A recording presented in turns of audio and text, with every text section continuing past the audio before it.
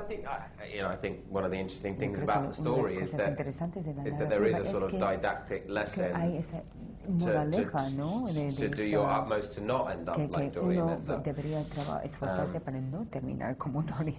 And to sort of embrace any opportunities of kind of celebrity or power that come your way in a kind of more graceful and respectful manner.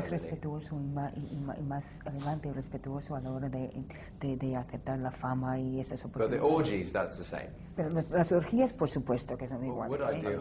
I mean, I'd probably get quite bored quite quickly, I think.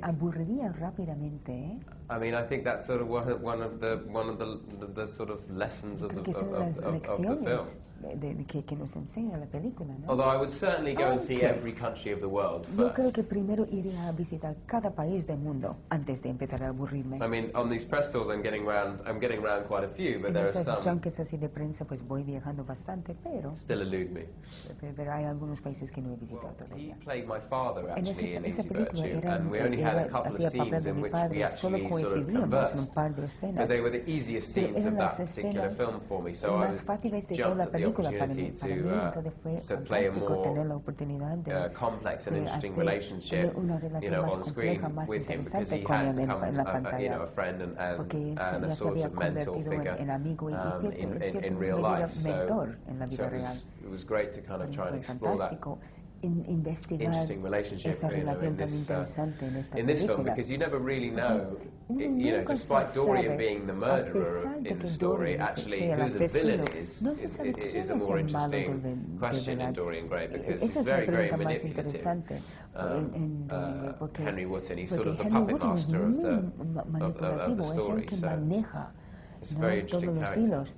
It's based on his sort of semi-autobiographical book called I Was Bono's Doppelganger. Que se llamaba Yo fui el doppelganger de Bono. And it basically charts the decade of their life from the last year of school. So 27, 28, 17, 18 to 27, 28. And you see you two rise to fame all the way through to kind of Still Haven't Found What I'm Looking For, that kind of era. And then we see these two brothers, and they're just miserable failure over the next 10 years, trying to be the greatest rock stars the world has ever seen, and falling flat on their face. So it's half based on kind of real events and partly kind of exaggerated. But the basic premise is that Neil McCormick's younger brother Ivan auditions for U2 and got in when he was at school. And Bono asks Neil McCormick if, says we want your brother in our band. And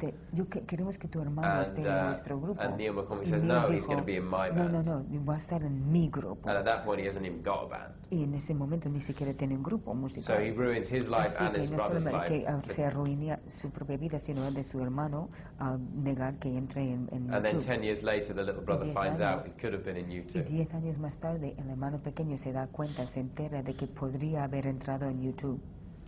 Yeah, I love music. I listen to all different types.